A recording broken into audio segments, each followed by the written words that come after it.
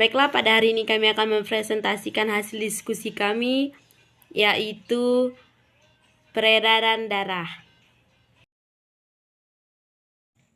Selanjutnya, saya akan menjelaskan materi mengenai fungsi dari peredaran darah, yang mana peredaran darah berfungsi untuk mengangkut zat-zat penting, diantaranya oksigen dan sari-sari makanan, ke seluruh bagian tubuh. Untuk mengangkut zat-zat penting tersebut diperlukan peredaran darah.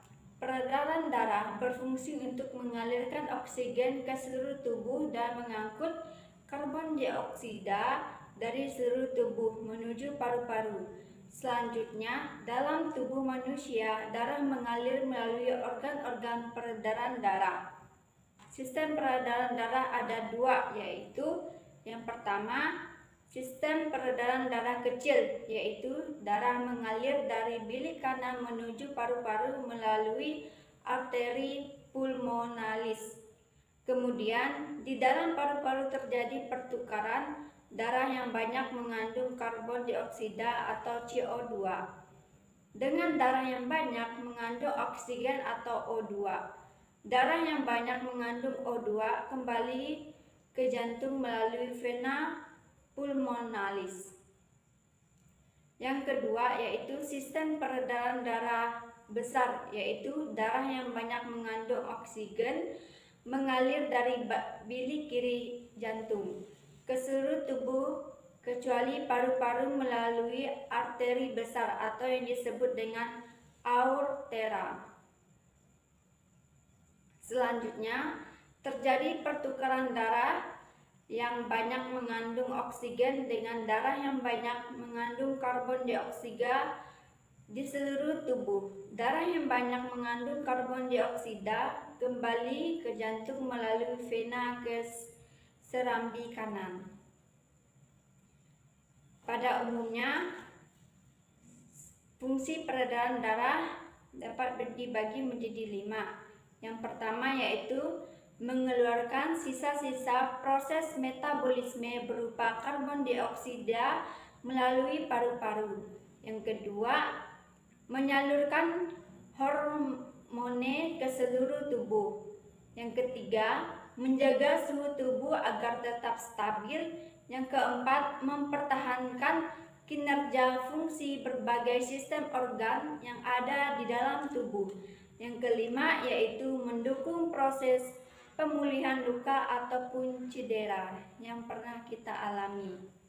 Sekian pembahasan materi dari saya ucapkan terima kasih.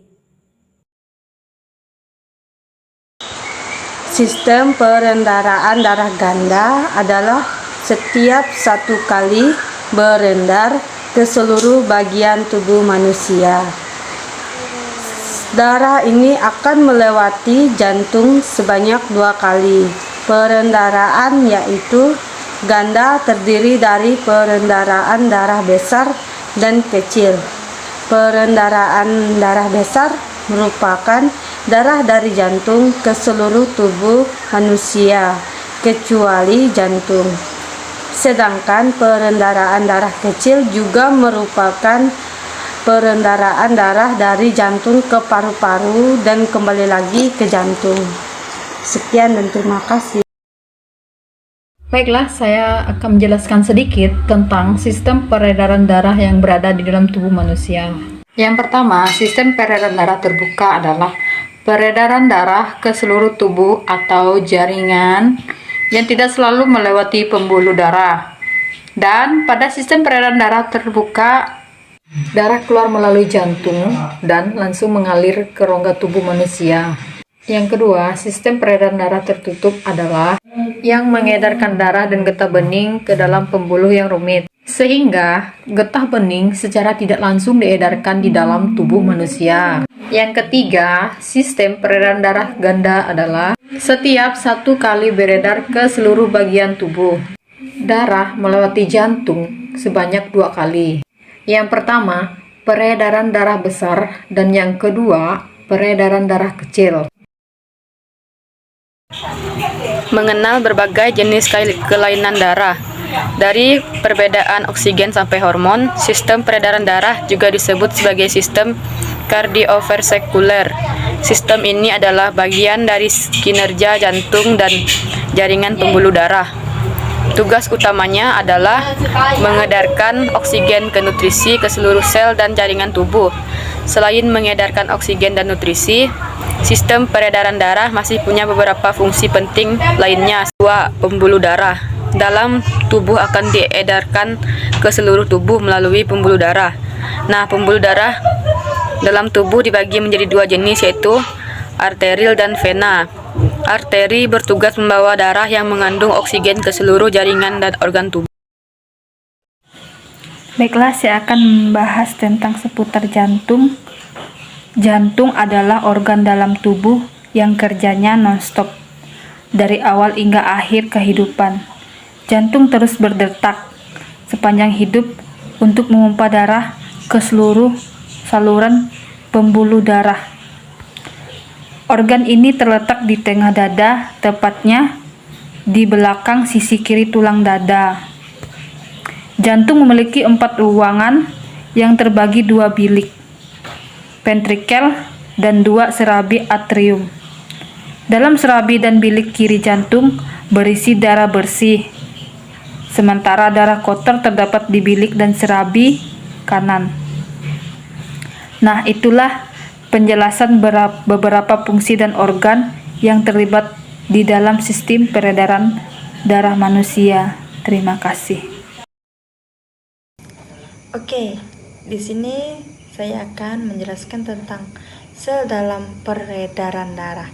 Di dalam sel peredaran darah ini dibagi menjadi 3 komponen, yaitu ada sel darah merah, sel darah putih, dan keping darah. Oke. Sel darah merah atau eritrosit bertugas membawa hemoglobin yang telah terikat oksigen dari paru-paru menuju jaringan lain.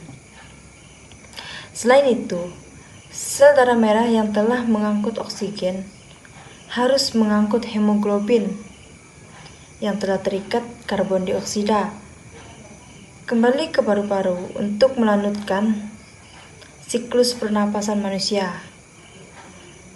Jika kamu kekurangan sel darah merah, maka kamu punya penyakit yang disebut anemia. Penderita anemia biasanya akan lebih cepat lelah. Hal ini terjadi karena kekurangan suplai oksigen untuk tubuh karena kekurangannya sel darah merah sebagai pengangkut. Selanjutnya, sel darah putih. Sel darah putih atau leukosit berfungsi dalam menjaga kekebalan dan pertahanan tubuh. Leukosit ini bertugas untuk menetralkan bakteri dan kuman yang masuk melalui aliran darah atau dari luka yang terbuka. Leukosit bisa melakukan hal tersebut karena mempunyai sifat fagositosis atau memangsa. Bakteri dari sel-sel yang telah mati. Jika kamu terkena sebuah penyakit, maka sel darah putih akan diproduksi oleh tubuh secara lebih cepat dan banyak. Hal ini dimaksudkan untuk mencegah agar penyakitnya tidak tambah parah. Tetapi jika tubuh kelebihan leukosit, maka kamu dalam kondisi yang disebut leukositosis. Selanjutnya, keping yang terakhir, keping darah. Keping darah atau yang biasa dikenal dengan nama trombosit adalah komponen terakhir dalam sel darah.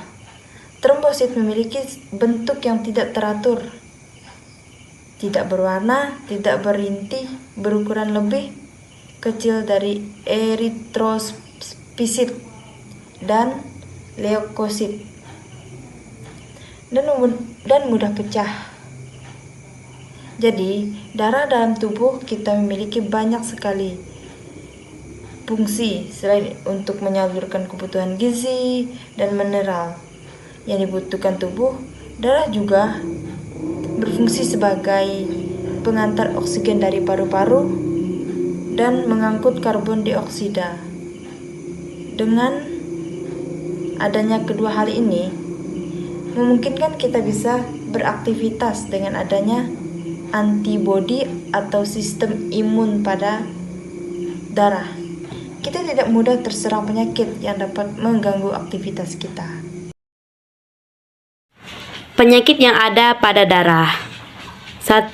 Tekanan darah tinggi atau hipertensi. Salah satu gangguan pada sistem peredaran darah yang paling umum terjadi adalah tekanan darah tinggi. Yang kedua adalah aterosklerosis. Aterosklerosis adalah kondisi ketika pembuluh darah arteri mengeras dan kaku, sehingga mengganggu aliran darah ke organ dan jaringan tubuh.